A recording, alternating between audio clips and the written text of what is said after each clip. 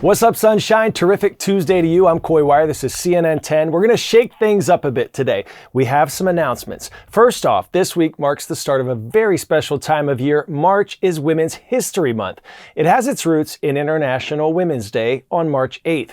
This year's theme is Leading the Change, Women Shaping a Sustainable Future. All month, we'll be highlighting some of the achievements of visionaries, both past and present.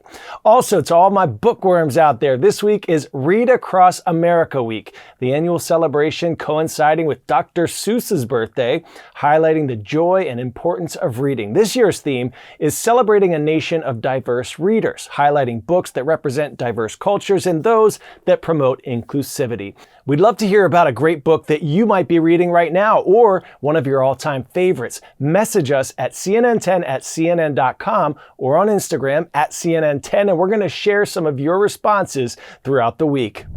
An update now on the United States and Israel's war with Iran.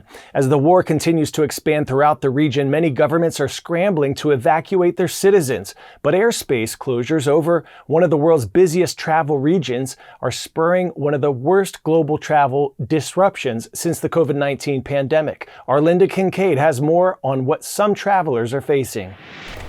Cancelled, delayed, diverted. Words few travelers want to hear. But it's a reality for many airline passengers around the globe after several major travel hubs closed or heavily restricted their airspace because of missile and drone strikes across the Middle East. That conflict resulting in travel chaos, long lines and long waits, upending many trips. Unfortunately, our whole trip from our school canceled it, so we're no longer going to Dubai. Commercial flights in and out of Dubai have been suspended. Airports in Abu Dhabi, Doha and other regional hubs were also either shut down or subject to severe restrictions. All are popular transit points for long-haul travel. And without these key connections, the flow of aircraft and flight crews has been disrupted. Many passengers left stranded. We don't have any information. No one's telling us anything. We cannot get into contact with anyone. We're trying to go home. That's the only thing that we want. In one popular tourist destination, authorities in Bali, Indonesia, say more than 1,600 tourists were stranded at the airport Sunday after flights to the Middle East were cancelled or postponed. It's a headache all round. The new routes will likely be longer for passengers and the fuel costs higher for airlines. At the Frankfurt airport in Germany, one passenger bound for Australia says she's trying to rebook after her flight was cancelled. But it hasn't been easy. The phone hotline is completely overloaded. We can't reach anyone, actually. It's not going so well at the moment. The disruptions are also a serious concern for people who work in the Middle East but live in different countries, like these migrant workers in Bangladesh who say they're afraid they'll lose their jobs if they don't return soon. Airlines are scrambling to reroute flights, with some headed over Saudi Arabia. But it's unclear how long the disruptions could last. Right now, officials are urging people to check their flights and pack a lot of patience. Now, the war with Iran is having widespread repercussions from the economy, even on sports. The Qatar Soccer Federation postponed all tournaments and matches until further notice. Israel, the United Arab Emirates, and Qatar closed their airspace on Saturday as the strikes on Iran affected flights across the Middle East. Today marks 100 days until the FIFA World Cup this summer, and the president of Iran's Soccer Federation says he doesn't know if the national team will play World Cup matches. Mehdi Taj told sports portal Varsesh 3, "What is certain is that after this attack, we cannot be expected to look forward to the World Cup with hope."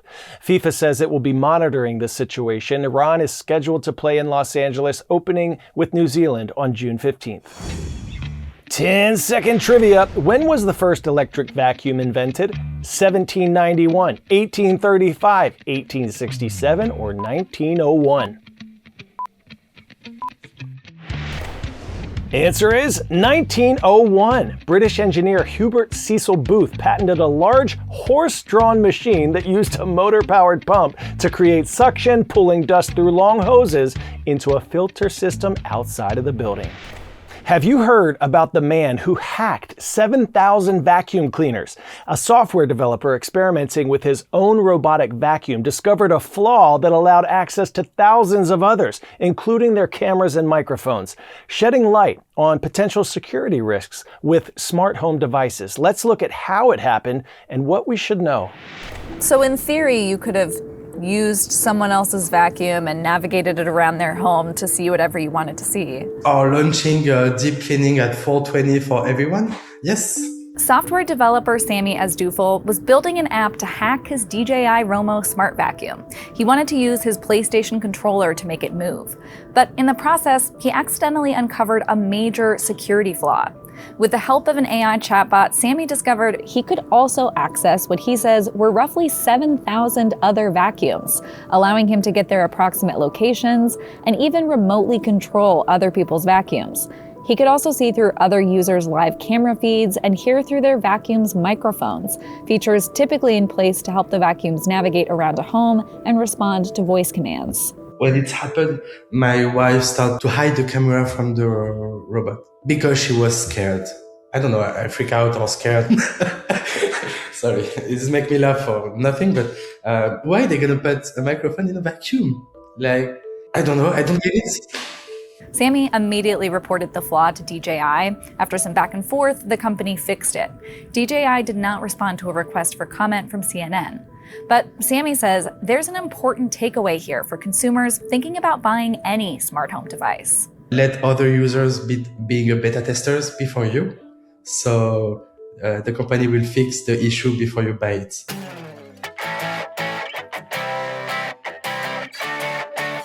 Today's story getting a 10 out of 10, a case of being in the right place at the right time with an incredible outcome. A police officer who took a different route to work and an off-duty firefighter who happened to have his gear in his car arriving at a fiery car wreck at the same time. Both are former Marines, jumped into action, saving a mother of three. Our Ryan Young has the story.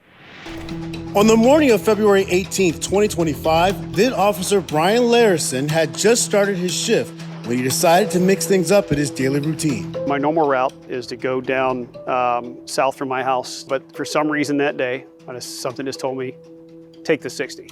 It wasn't long before he happened upon a fiery wreck on US 60 near Mesa. As I approached the truck, I noticed there was a young lady inside. You could see her hands were flailing around on the inside.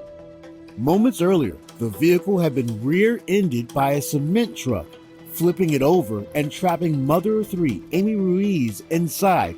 She had just dropped off her kids. So I ran back to my motorcycle and I grabbed my PR-24 baton, which is a side handle baton. Here, get out of the way, get out of the way.